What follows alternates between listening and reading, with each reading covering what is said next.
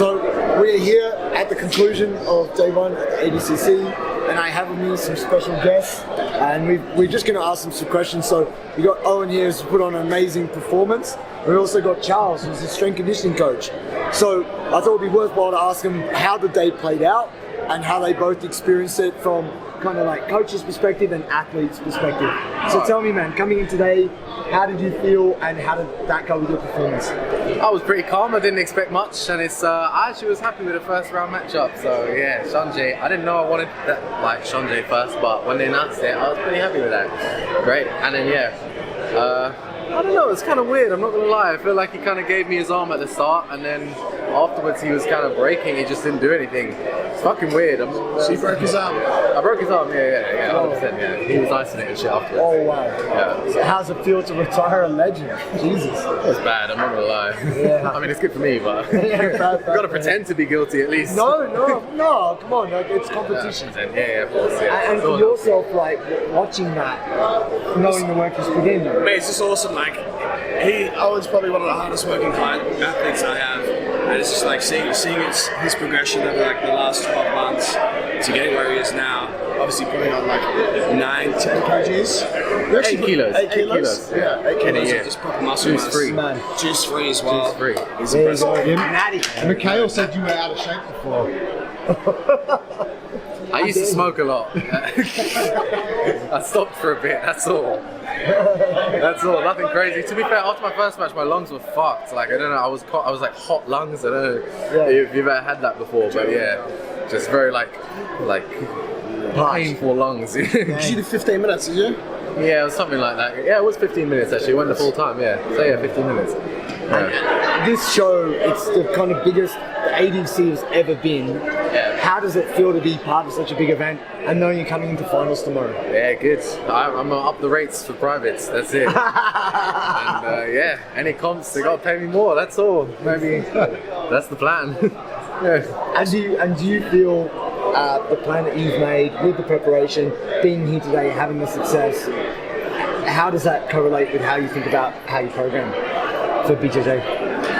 Look, like when he first started, like I think a lot of people in the industry are trying to do too many complex things. Yes. Which, like, if you have a beginner athlete, like a beginner resistance training athlete, just give them a basic program. Do something that's going to be like solid movements. Like what are the fundamental principles of BJJ? You need to have like strong isometric strength. You need to be fucking like basically for the Good hamstrings. good hamstrings. Yeah, That's the key. just solid compound movements, progress it like in 12-week blocks at a time. So like, what do we need to do first? We need to build some muscle. Then we need to get strong. Then let's build a little bit more muscle. And let's build strength on top of that. Nice. Yeah, fantastic. And so, just rounding that out, excuse my ignorance, is this your first ADCC?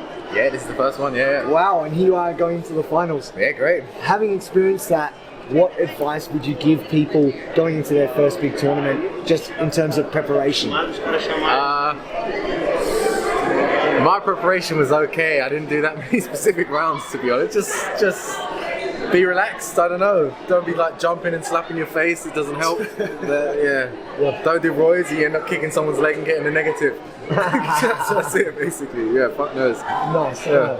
And also for yourself, having an athlete now in the ADCC finals, based off the S&C prep work you've done, how does that inform you? Do you feel like... Yeah, I mean, look, when we first started training with Owen, I know he's a savage. I know he's going to get like the best results possible. All he needs to do is just be consistent, and we're going to get to where we need to be. Yes. Yeah. Oh, that's awesome. And would you have any advice for other S&C coaches out there who are training BJJ athletes? Start simple. Start fucking simple. Whatever, especially if they're at the beginning stage of resistance training, don't make it complicated. Whatever you're going to do with them, you're going to get results. Just keep it simple, progressively overload it, and just fucking monitor it correctly. Make sure the athlete doesn't get injured. The reason why they're doing weights is to keep them on the mats for longer. Exactly. Not to fucking make them a power lifter or a bodybuilder. It's key. So if they're getting injured in the weight room, you're not doing your job correctly. So just keep that in mind for your athlete. Your job is to supplement the jiu-jitsu trainer. Yeah. Varying the workout based on how tired I am was the key. Yeah. That's the key. Yeah, that's fucking key. Because sometimes I just can't do shit, and so the workout is. You change the intensity based on your recovery. That's fucking key. Yeah, because otherwise I would have injured myself basically. Yeah, like that's a really good point. So if your athlete comes in tired, you need to change. You may have the perfect workout on the board, but if he comes in, he's like, man, I'm fucked. I've just been wrestling for an hour and a half. Change it up. Yeah. You're not going to be deadlifting. Maybe we can get some gains in the session, but just take your time, manage your intensity effectively. Yeah, you heard it here, guys. Manage your intensity.